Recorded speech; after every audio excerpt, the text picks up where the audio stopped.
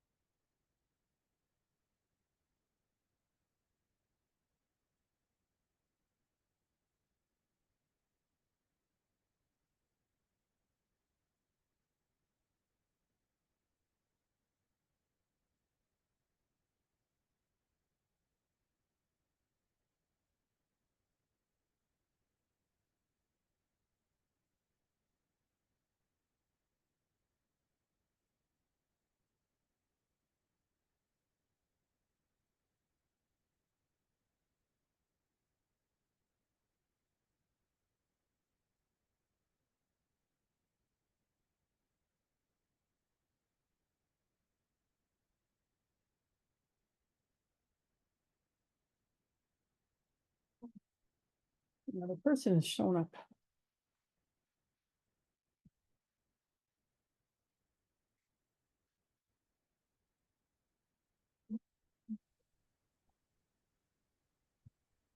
Colleen, looking awesome. How you doing, ma'am? You're on mute, just so you know. I turn on the waiting room so we don't have all the otters coming here at the same time, and I can nice and casually remove them. Yeah, that's great. Hi, Oh, Claire. thank you. This should be fun. Oh, I'm so excited about this one. I'm excited. I think it's going to be great.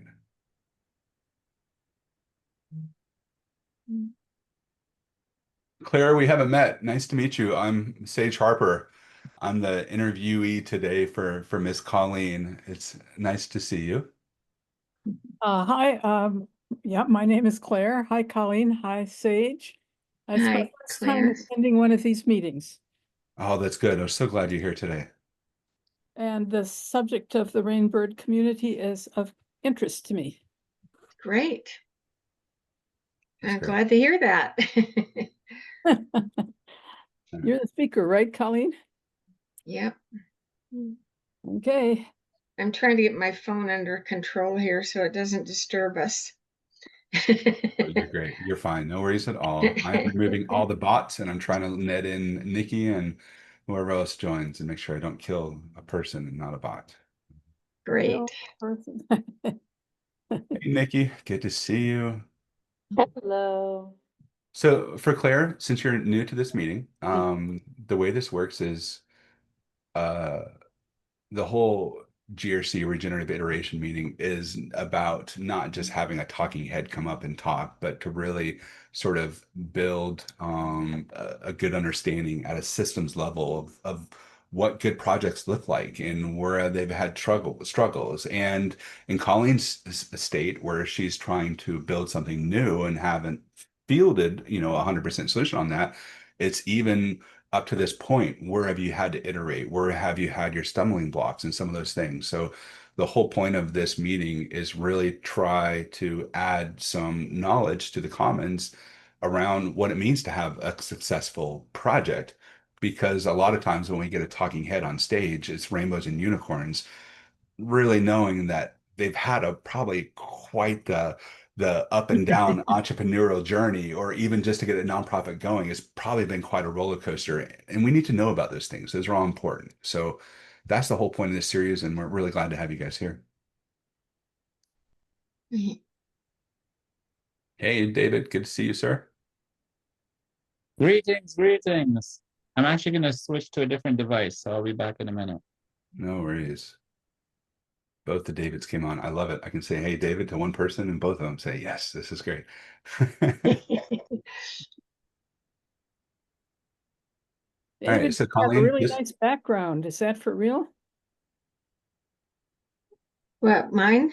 David's. No, David's. Oh, David's. It's a virtual background, but I'm at that lake. So it's a both Virtual real. I'm background, yeah. looking at it as I've got it behind me. That's beautiful. It's a The beautiful name lake. is apparently trending. The name David is trending today. I was just talking to Again? Oh no, just in this space. So No, not just in this space. I actually had messaged Maya like I said I would. And I made the joke to her, like if Christians say, they're brothers and sisters in Christ, are we brothers and sisters in Abraham, Moses, or the Maccabees? And she's like, it's either David or Abraham. So like David came up again.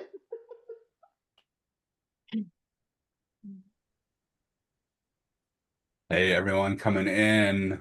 Brian, good to see you. Kyle, good to see you. RT, good to see all of you. Everyone, welcome to GRC Regenerative Iteration meeting. I'm putting some notes in the chat and I'll give you guys the sheet where you guys can follow on and see the questions today. For those of you who are new to this meeting, we typically would get kicked off about 5 after, and we're going to open it up with Colleen just to give a simple introduction into what she's working on, and then we'll jump into questions. As you're hearing this great series, if you have any of your own questions, throw it in the chat. And the whole point is to get your guys' feedback. We want you to be part of the conversation. So throw your questions in the chat, and if Colleen can answer, she will. And if she can't, she'll just say, hey, we haven't thought about that yet, or this is something important. I need to add it to my list. So by all means, throw your questions in chat. And so excited to have you all here. So give me 1 second. I'll get this in here and we'll get this kicked off. Hey, Dennis. Good morning.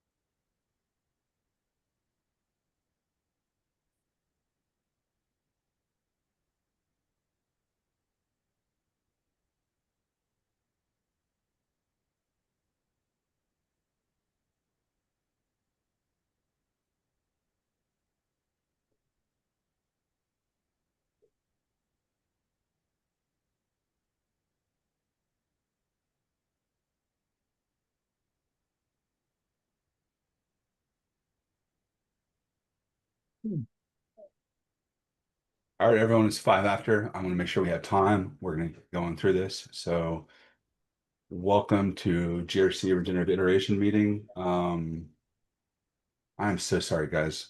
My mom's going through something. Give me 1 second. This is my neighbor at my mom's house, and just make sure everything's okay. Give me 1 second.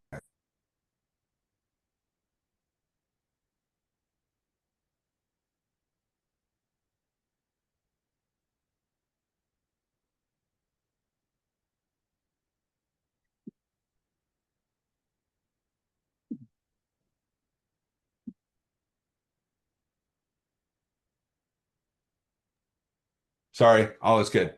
Okay. Sorry, guys. Aging parents, you gotta do what you can. You have to be available. So, Colleen, welcome to the meeting today. We're excited to hear about Rainbird Village and about your prototype and what you're working on this.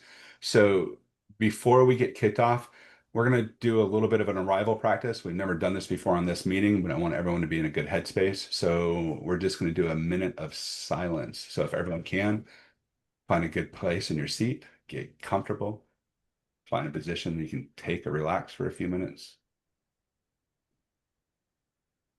Turn off some of those distractions. And we're going to go ahead and shut our eyes and work to be present in this moment. And I'm going to give you guys 1 minute.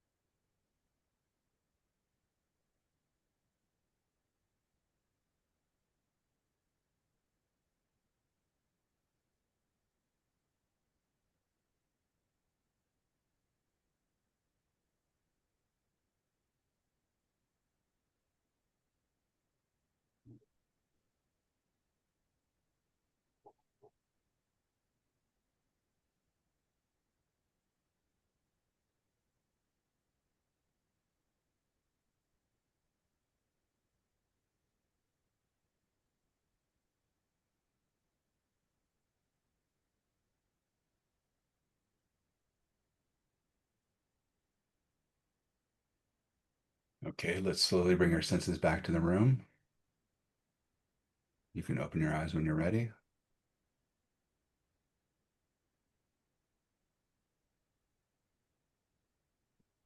And with that, we're going to get kicked off. Hi, Colleen. So good to see you. I'm going to go ahead and let's open up here. And Colleen, could you tell us a little bit about Rainbird and sort of what got you up to this point and sort of like how this vision came to fruition? May I screen share? I think Absolutely. that's probably the fastest way to do this.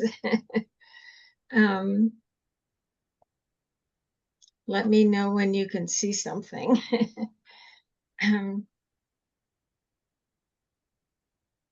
Okay, so this is Rainbird Rising. Rainbird Rising is kind of a second iteration of the Rainbird project. We started out about 10 years ago with Rainbird Village as a concept. And so we've been working on this thing for about 10 years. We took a couple of years off to work on an online farmers market. We weren't able to solve the transportation piece on that one. So we handed it off to a younger generation, and they're actually doing really well with it. So I feel good about having had that experience. And it also gave us a lot of chance to get to know the local people, the farmers, and the local governments and whatever in this area, which was quite helpful. So this is the new website for Rainbird Rising. It's been under password protection for a while, simply because we didn't have the authorization to have it. But now it's been approved by the state of Utah. And we're in the process of having the IRS registration complete. So what this website is to do is to help us to get started, to declare our mission and our vision, that this is a charitable fund to fill the space between finance and rural revitalization. What we were finding is that there's a lot of challenges going on in the world, and these are some of the ones that I've taken from some of the magazines and periodicals. Then we have just and you can come back to this, it's just rainbirdrising.org. And it's kind of a rural report right here. All of the different kinds of problems that we're having in rural America right now, the status of agriculture, concerns about the nutritional quality of American food, and its relationship to chronic disease. And so what we're trying to do then is propose a solution, which is creating whole systems rural villages. So we're trying to provide the means to create human health within healthy environments in the rebuilding of rural America. The Federalist states that 20 million people that live in cities right now want to relocate to the country. And I can understand that. I want to relocate to the country myself. The problem is most of the people who've spent their lives in the city don't know how to live in the country. And so that's what we're going to be doing, is setting up educational systems to help people know how to live in the country. So this is just a brief history. And then the next part of the website is kind of the backstory. In other words, how did we get here? You know, once upon a time, you know, the earth was abundant with all the fauna and flora of nature. And now we, you know, now we have what we have. So nature is kind of like a puzzle. And so we're using that metaphor to talk about the difference between analytical thinking and systems thinking, and how so many times with systems thinking, you know, we have to, you know, put everything in a box. And whereas the whole system really requires that we think about how all of the pieces fit together. Because if we like put too many houses on a piece, then some of the other pieces shrink in order for us to be able to still fit together. And then it doesn't provide a really well-rounded life for us anymore. So it's a matter of context. And what we're trying to do is have whole systems regenerative community developments. And the question is, will we be stewards or will we be parasites?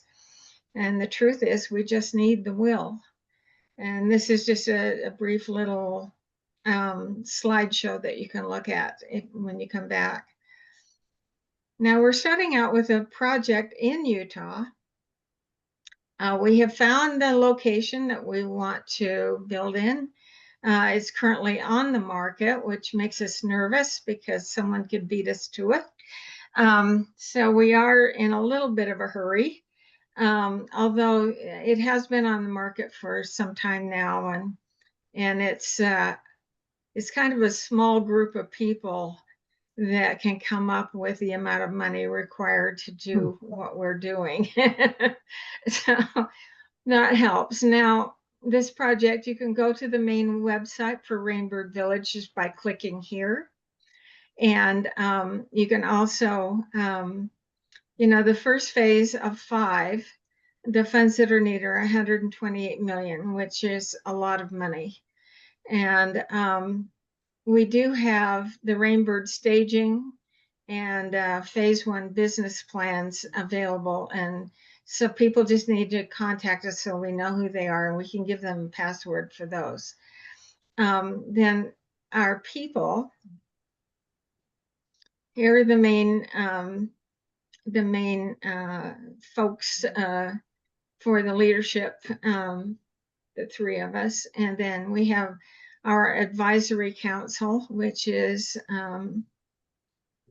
some pretty high functioning folks. We have a very diversified team, and we're really happy to welcome them.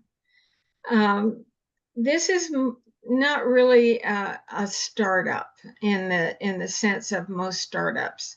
It's a consortium. It's a combination of viable companies that are already up and functioning and profitable, coming together to create this sort of best of breed kind of community. And so we have, you know, a lot of our people are in You have some heavy hitters in here. I yeah. just sorry to interrupt, but you guys don't know Fungi Perfecti is Michael Stamets, and he's Mhm. the OG of the whole mushroom community. Yeah. Regenitech is Michael Smith with Earth Power Lodges. You have Alpha Tech. You have some big ones in here that I don't recognize either. So congratulations on attracting such a wonderful group. Well, thank you. And we're pleased to welcome these guys together to, you know, here's our holistic management folks, and you know, Calicrate's probably going to help us with our slaughter facility and so on. So there's a lot of people here doing really good things. Arch Nexus does the living building challenge, things that we want to do, and you know, they're just fun people to work with. I really like them. This is a local company that does extremely good job in construction, and we've met with their people, and we're really pleased with the type of work that they do. Even And of course, GeoShip is, for those of you guys don't know, yeah. GeoShip is the one who's doing the it looks like the Epcot Center. They're doing the Geo domes on here. So you guys got some big ones on here. I think you guys Yeah, can take a screenshot of this, and any one of us could go down some rabbit holes on some of the great impact these guys are doing out there. right. And we have just added our media group to this list, and so we're really pleased. We're ready to be able to do some very good media work. And then, of course, you know, we're not quite ready for contributions yet, but it's coming soon. And then you can contact us, you know, just by signing in and tell us what you think.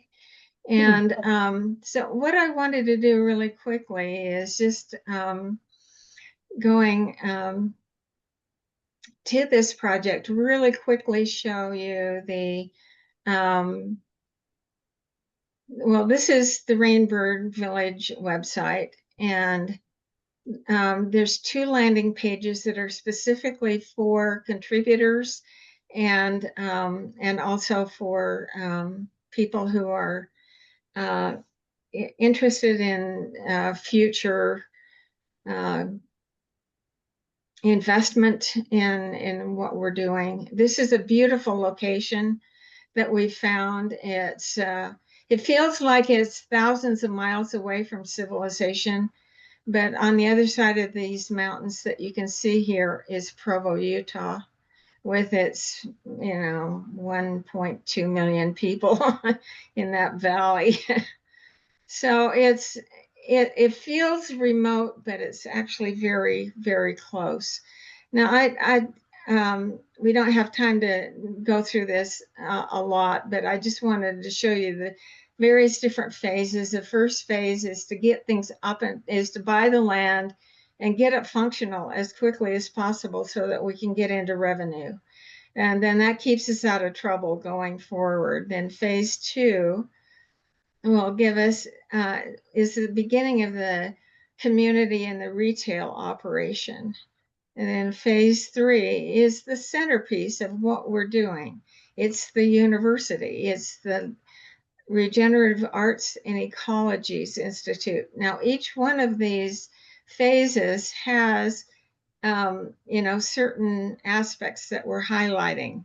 The first one is always agricultural capabilities. The second is usually technology. So data center creation will be part of that.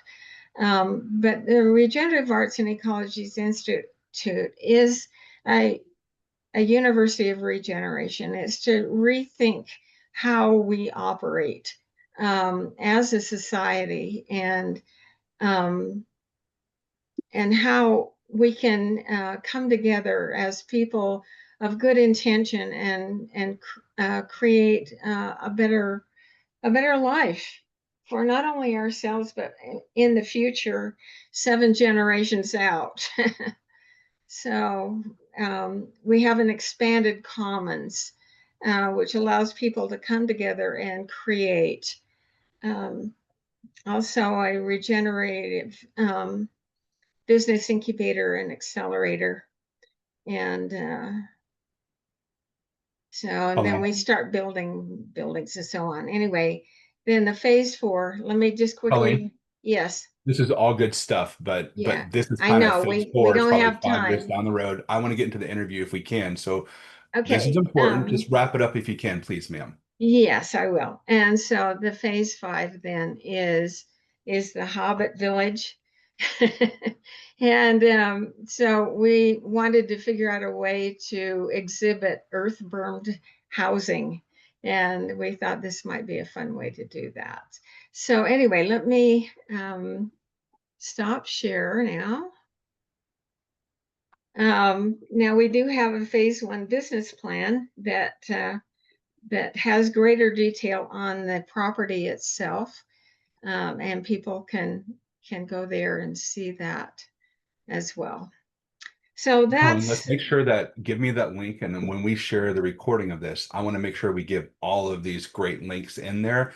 So as people want to read more, dive more into your project, I want to make sure they have those links accessible, please, ma'am. okay. So I'm here for you. Awesome. All right, so guys, I'm going to move into the questions here. So just real quick, here's the sheet I'm following. Oops. Sorry. All right. So as everyone's following along, if you have any questions you want to ask Colleen, go ahead and throw them in chat. Colleen, we're going to jump into our questions in here. So number one, you've already answered. You've done a great job there, giving us a lot of background and sort of where you are and how, like, where you're going as well. So I love this. But let's jump into what's the core need that you feel Rainbird Village is responding to, and why now? Well, my background is in nutrition. And so I after my children were raised, I started getting some nutrition clients. Physicians and other people would send me, some of their patients to help. And one day, had a young man sitting in front of me, and he was like 23 years old, and with type 2 diabetes. And I was just appalled.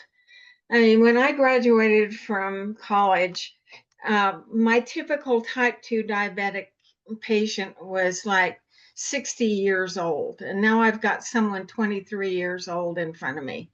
And it just shook me to the core. And I thought, okay, how do we fix this? And the more that I thought about it, I kept thinking, well, we need to fix how the medical system operates with this thing. And then I was on an airplane with a man who was an early integrative physician, and he had studied in India and also in China, and had realized that Western medicine was seriously lacking in certain aspects, which I thought was interesting because, I mean, he went to Northwestern, one of the better medical schools. And he said, Colleen, we just need to feed people better. And I said, well, we corresponded for a while. by email, and finally I asked him, well, what's the solution? And he said, because I'd been bugging him a lot, you know. And he said, if I give you one word, will you go away? And the one word was permaculture. So I thought, okay, I have something to go on here. And I got really involved in the permaculture community. I went to the North American Permaculture Convergence that in 2014 that was held up in Minnesota. And my husband and I slept in a tent, and we got all, you know, Minnesota's wet. We got rained on every day. And I got chigger bites on my legs. But I came home from that experience absolutely knowing who my tribe is. And so it's just been an adventure ever since then. And we've been really, it's been exciting. It really has. That was I wonderful. realized I love the everything is story too. connected to everything else, you know? And so what's the smallest microcosm of you know, of it all? So we figured a village was about the smallest microcosm that we could go on this thing. So What about the Rainbird solution? What's the one key element that you are feeling most like affirmed with, or you feel is most like alive? What is the part of the solution, that one part of it that lights you up more than the rest? well, I think it's a matter of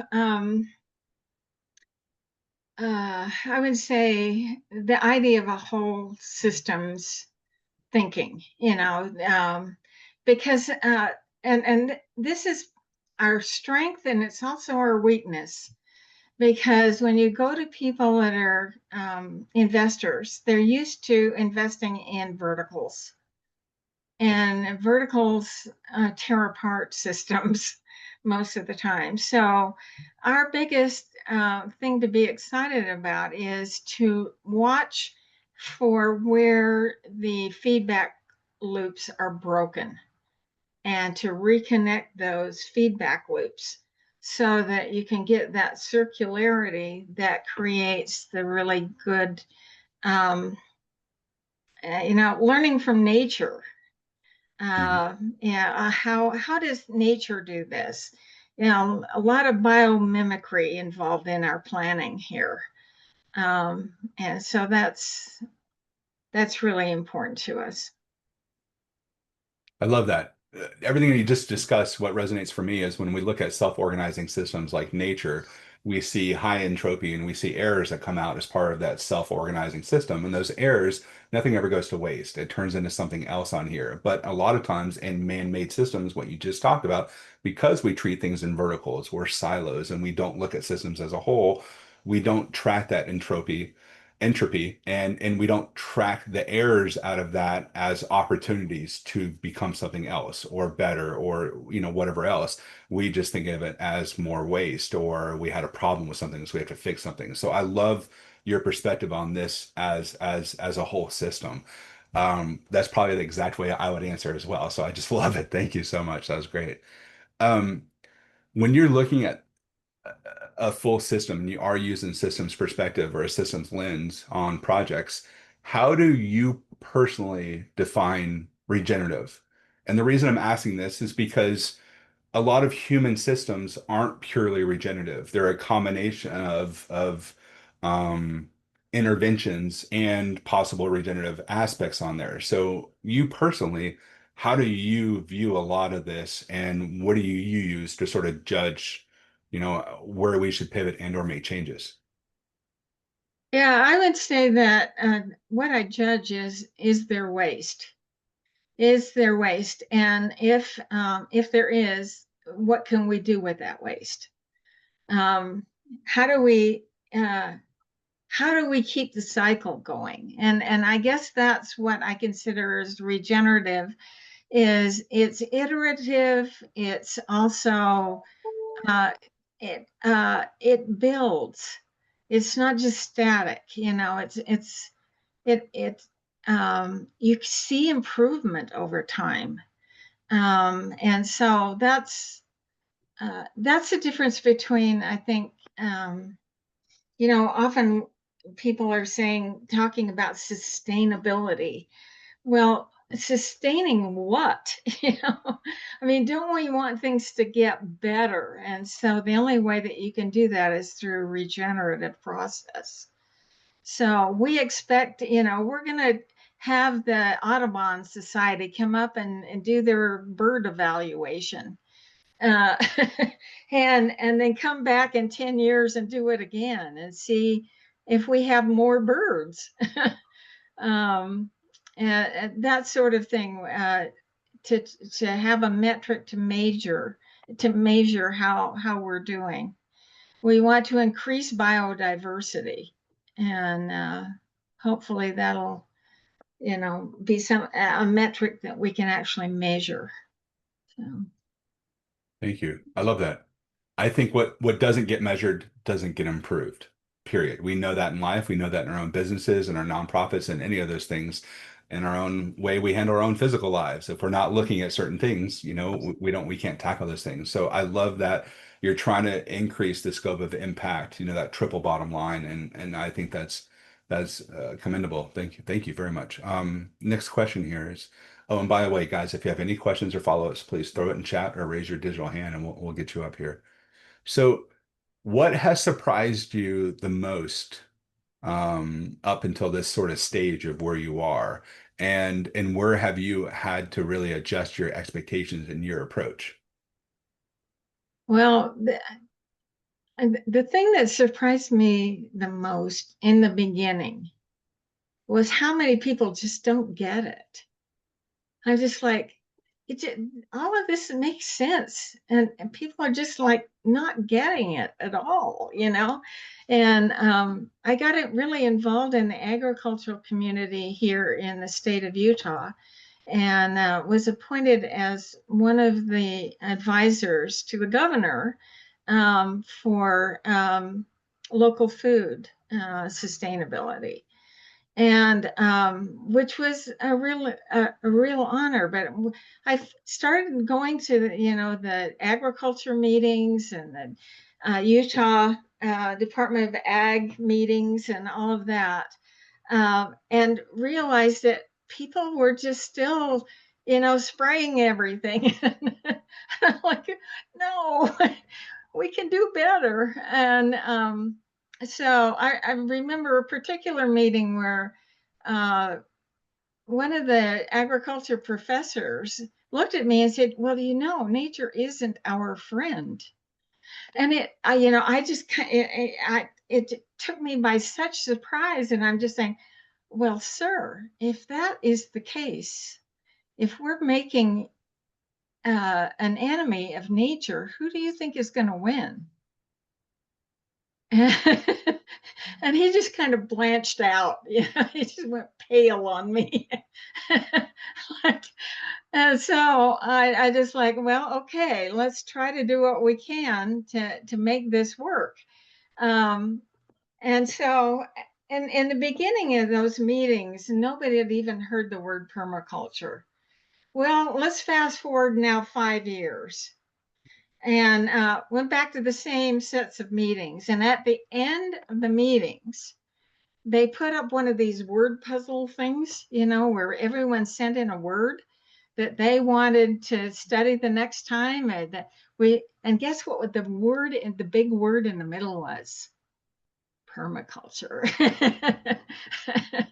All the young people wanted to know about that. And so it really kind of took the academic people in Utah by surprise, and they actually brought some permaculture people on board academically.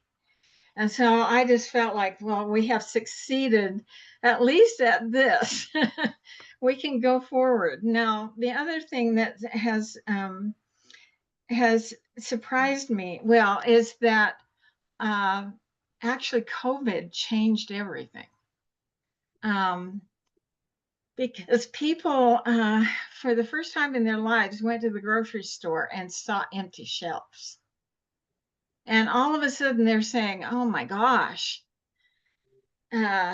maybe we need to think differently about supply chains and about local food and all that kind of stuff. And ever since then, when I go in and I give a talk or something like that, people are just like, oh, yeah, we get that. We get it totally. So it's totally shifted now. And I feel like the time has come where we can actually make this thing go. Now, the other thing that was surprising is taking this project to investors. I would have thought, well, it's very diverse. It's and they try to diversify their portfolio to make it safer and all that. I thought they're going to get this immediately. They don't. They don't. And so that is the reason why we have decided to go the nonprofit route, is because we can tell our story better. And it's more accepted within that community as a nonprofit, and gets more enthusiasm than it ever did as an investment strategy. Let me ask you a question on the nonprofit. I'm going to ask a follow-up there. I think this is a great answer. When going the nonprofit route, nonprofits and board structures, and especially based on how you draft the mission of the nonprofit, can be limiting to and not be able to sort of pivot and add more systems thinking to that as it grows. How have you had to sort of massage verbiage within the nonprofit so it can grow systematically, properly, without on paper and your board feel like you're diverging from the mission too much, or you're what's noise? And like, because the reality is when you're looking at a whole system, it can be a little more difficult to exercise discernment. So I'm just curious, how have you addressed some of that in your nonprofit governance? Well, I'll be honest with you, I struggle with it, because I come out of the corporate world. I've been a bookkeeper, office manager, and whatever in the corporate world for many, many years. And just getting used to the verbiage is challenging for me. But our advisory council right now is a very diverse group. It's very low on academics and very high on entrepreneurs. And so these are people who are used to thinking outside the box. And they come from all kinds of different backgrounds. So when we get them together, it's actually pretty stimulating. And they have fun experimenting with each other's backgrounds and all of that, which is kind of encouraging to me, honestly. Like, maybe I don't know what I'm doing here, but they do. So that's a good And thing. I've heard that from several other nonprofits, that the ability to effectively build and leverage an advisory board within the nonprofit can be very, very beneficial for the nonprofit to be successful as well. So congratulations. It sounds like you're experiencing a lot of that. Yeah, thank you. Yeah, absolutely. So moving on to the next question then. So how are you incorporating ownership and land governance into this solution, or how are you proposing to do this effectively?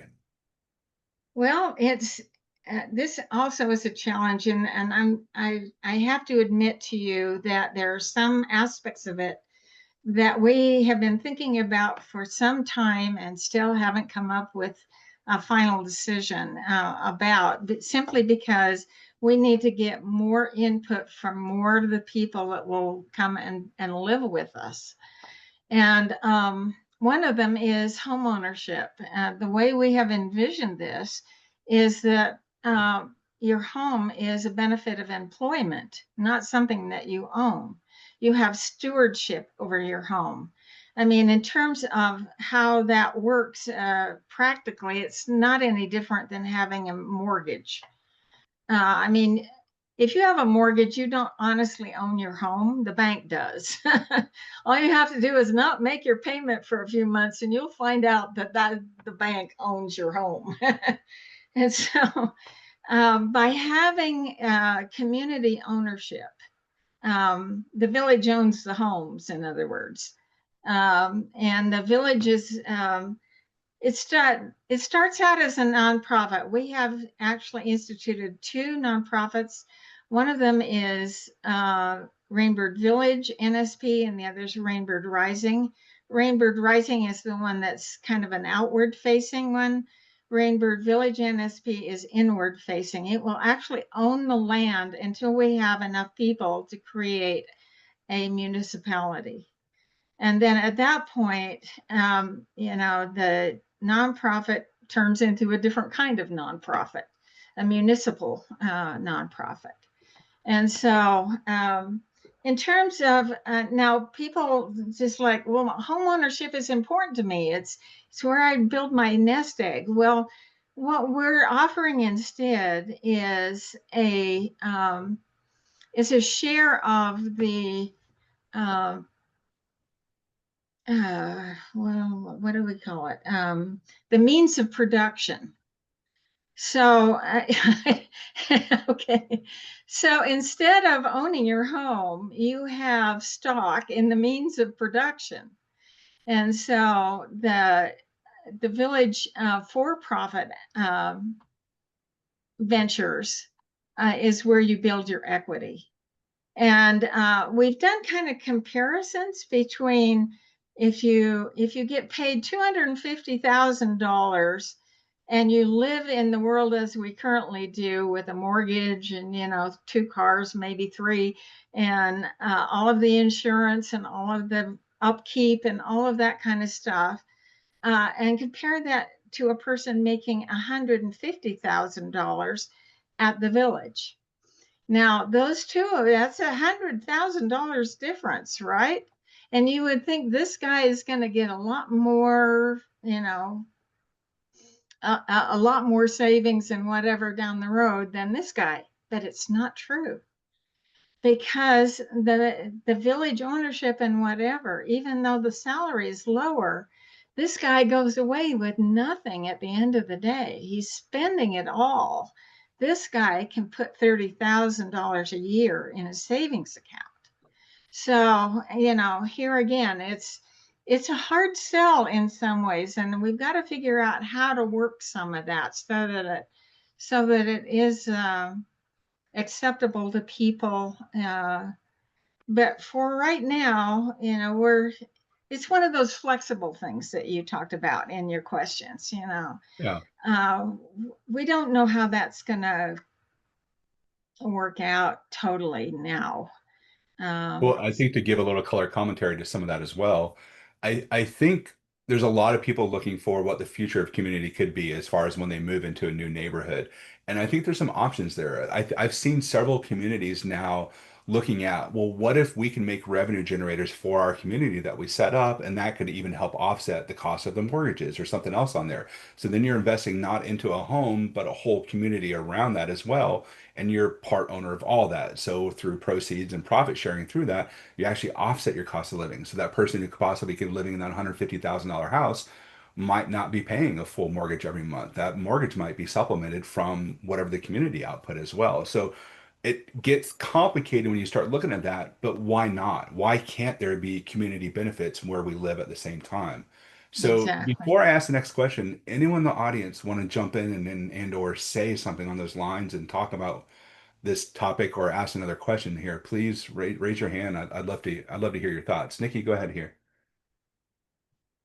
Hi, Colleen. I was wondering if you've, by any chance, reached out to any of the Ute people, like any of the tribes from the Ute people, because they often have money to assist in things like this through casino money, and investors who would be, more than happy to, also participate in the programs and so forth, but make space for, well, especially because you're doing permaculture, since that like is just the modern term we invented instead of saying original indigenous food growing and land stewardship.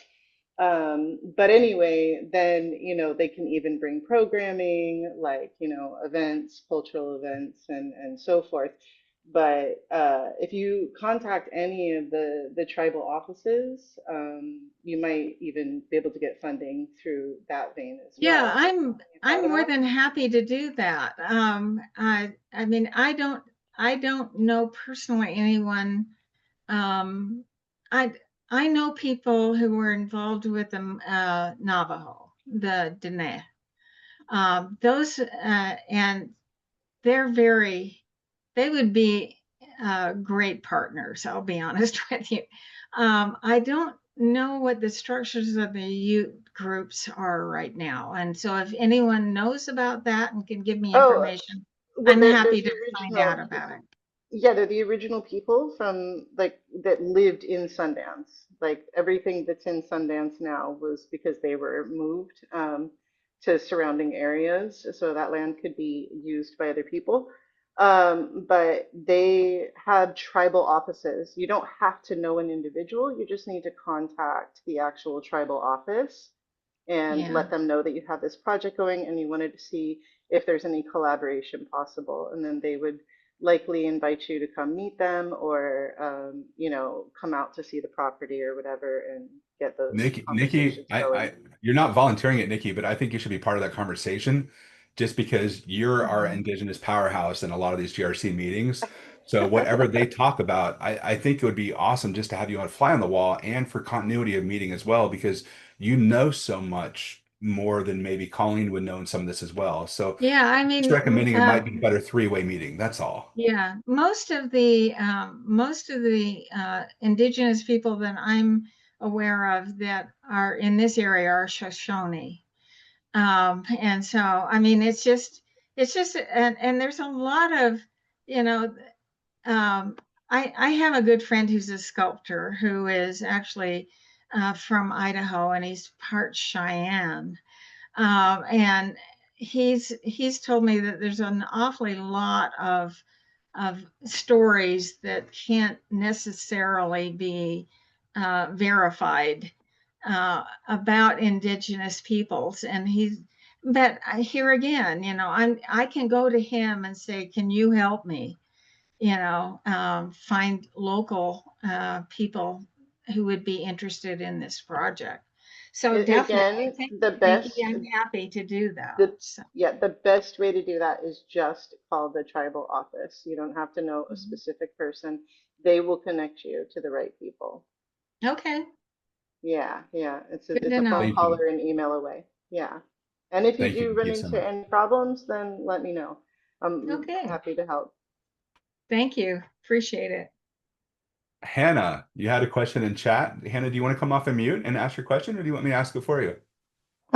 Yeah, hello. Hi. So I've been off camera. I'm cooking my dinner. It's dinner time here in the UK. So I was just curious what thought or plans you've put together for kind of creating a regenerative culture within the village. Obviously, you'll be bringing people that maybe are coming from different backgrounds, different areas. Have you given any thought on sort of how we might build the community around that and maybe hold it in a more regenerative way than, you know, just people together working really? Well, uh it's kind of interesting in terms of historical aspects.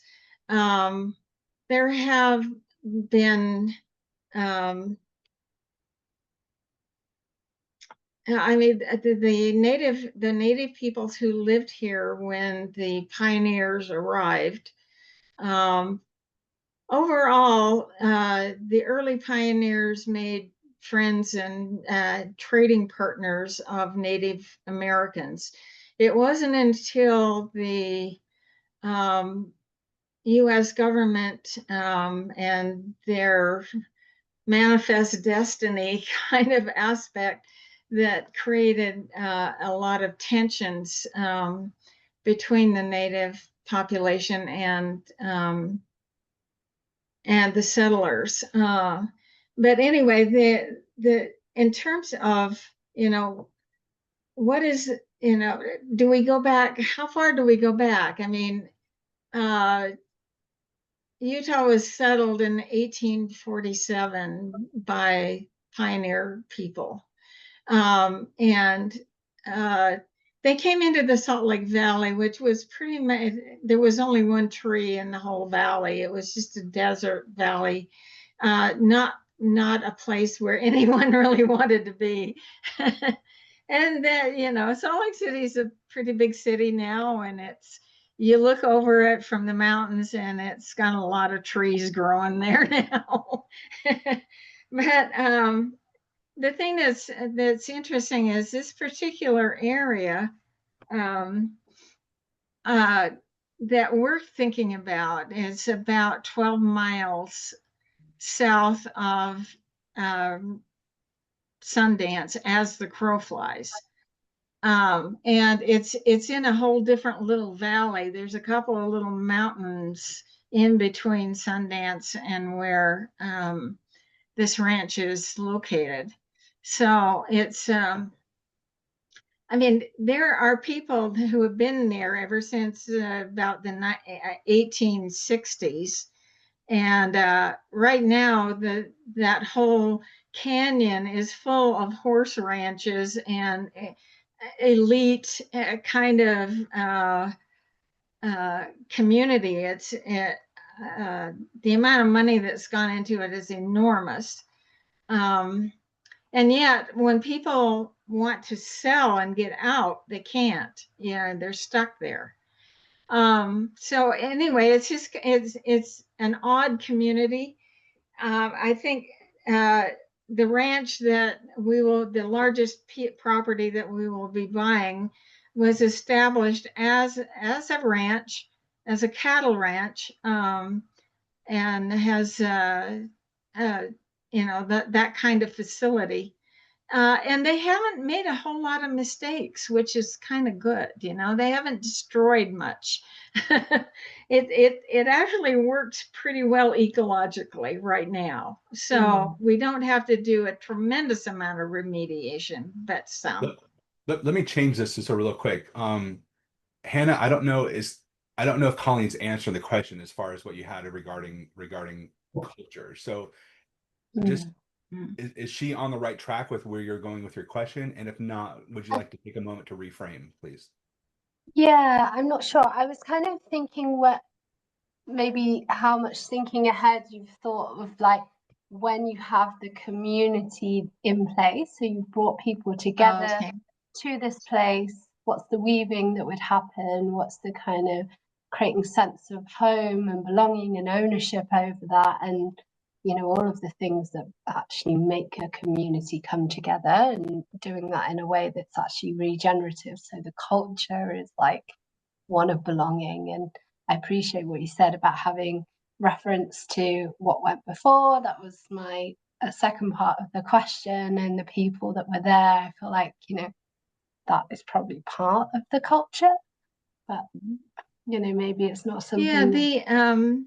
Yeah, I mean, in terms of culture that we're trying to build, it's kind of a reverse hierarchy. Instead of a hierarchy based on power, it's a hierarchy based on service. So if you have people that you are working with, our mandate basically for that is, how do you serve the people that work with you? Not how do you control them, not how do you, I mean, what we're trying to do is maximize freedom here. Freedom from, you know, the debt slavery, freedom from, you know, the constraints that we have in our environment, you know, freedom to eat healthy food for a change, you know, the freedom to be able to be creative in our commons. You know, so my business partner is working on a blog post right now about that, you know, trying to, in the increasing of human potential through, you know, freeing you up from the things that now constrain everyone. You know? So that basically is our cultural aspect, is you know, take care of each other. You know, what can you do to serve one another? to care for one another, and to work from your strength. You know, the concept of ikigai. We have a whole training program on helping people to discover what their ikigai is. So anyway, go ahead. Mhm. I love that. Hannah, are you feel complete? Yeah, thank you. Thank you for sharing. Thank you so Really much. fascinating. All right, everyone, we're on our last 5 minutes here. So Colleen, we're going to do a little bit of final questions on this. So I'm going to try to keep it short, and if we turn, if you can as well, so I can get through some of these. What is the one single piece of advice you'd offer to someone who's working to prototype their regenerative solution from scratch? Join me. Join me. Let's work together. You know, we're not at all jealous about what we do. The whole idea is to share. And you know, I mean, I've got 10 years into this already. I can maybe save people time. You know, if I was starting all over knowing what I know now, I would do things differently. You know, I wouldn't have met with the 100 funders that I met with. I would have learned sooner that it's I just love it. not the right way to do it, you know. Colleen, when you're having discussions like these, how do you navigate feedback and critique while the project is still forming? I take it under serious advisement. Honestly, some of the best pivots we've made is because someone had enough boldness to say, look, I don't like this, or I'm concerned about this, or this doesn't sound right to me. And then they've given me some other suggestions. I mean, there's a whole lot of things that we've learned through our process. And that is, you know, like the home ownership thing. I mean, originally we started out with that in mind, and then we saw how that worked in other intentional communities, and it just doesn't work. Before long, the houses are sold to people who have nothing to do with the village, you know. And so there's just a lot of things that we've kind of learned as we've I gone love it. along. And if you Yeah. guys ever have a one-on-one, Colleen's very, very open and very open to feedback and open and hearing where you're coming from, your perspective. I have one last question, and then Artie, I'll let you wrap up though. Actually, Artie, go ahead and come off, and then I'll save my question for last. Just briefly, Colleen, obviously I've been following your work for a while, and I continue to be a great fan of yours.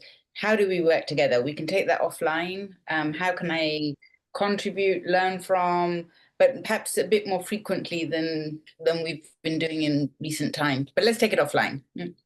Okay, No, well, do not take I that look offline. forward Please, to Colleen, that. answer the question for everyone. I mean, Artie is one of my favorite people in the world. I so admire the work that she's doing in Africa. So, and the whole biochar thing, you know, I've learned that from you. Colleen, we're almost out of time. What can people do to help you, though? How can we support you? This is your show. How can we support you on this? And how can we stay more in touch with you? Like, do you have a newsletter you're putting out? What's going on? And how can we be more in Colleen's world all the time? Okay, well, you can come to our website and you can kind of sign up for our blog posts. Also, you know, I'm more than happy to talk to anybody. Yeah, follow me on LinkedIn. I just had a post that went viral on LinkedIn. I now have 22,000 and counting impressions on one of those. But also my email address is colleen@rainbirdut.com. So please, any emails, I get to them daily. So Got it. rainbirdut.com. Colleen, my final question on this one then is some of the same question I asked for everyone. If I were a smarter person, what should be the one question I should have asked during this, but I did not? Actually, I think you've been a very smart person. Oh, thank you. I couldn't think of a darn thing. Oh, well, thank you so much. All right, everyone, we're going to wrap this up one for today. We're going to call the interview closed. Colleen, you are wonderful. Thank you so much for sitting in the hot seat. I know it's anxious and I know it can be a lot of anxiety. Everyone, before you leave, I don't have an interview for next week. So if you want to come on here and be an interview and let's talk about your world and your ecosystem and the things you're going through, we'd love to feature you. The whole point of this whole GRC discussion is to try to put more good lessons learned in the regenerative world onto the commons. This very thing of what we're doing and trying to learn from each other. We need more practical, applied understanding of what a good solution does look like. And what does a bad one look like? We need to understand these things better so we can all get better momentum in our own projects. So if you want to come on, please find me. You can find me on Slack within GRC, and you can also put my information in chat. Thank you guys all for coming so much. Appreciate you all. And we'll see you next week. Thanks. There's Thank you. my info. Colleen, you want to stay on for a second? Oh, no, she dropped.